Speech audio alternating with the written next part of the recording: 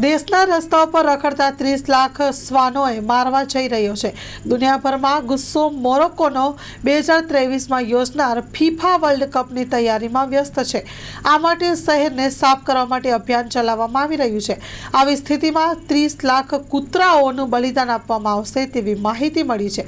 આ સમાચાર સામે આવતા જ દુનિયાભરના લોકોમાં રોષ જોવા મળ્યો છે.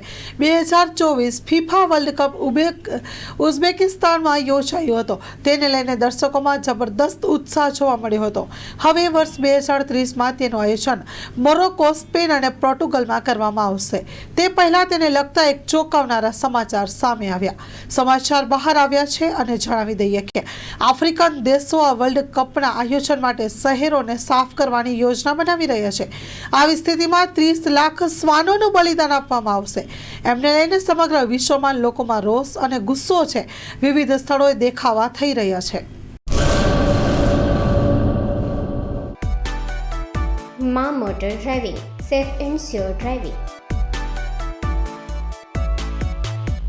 ડ્રાઇવિંગ એ શોખ સાથે આપની મોટી જવાબદારી પણ છે.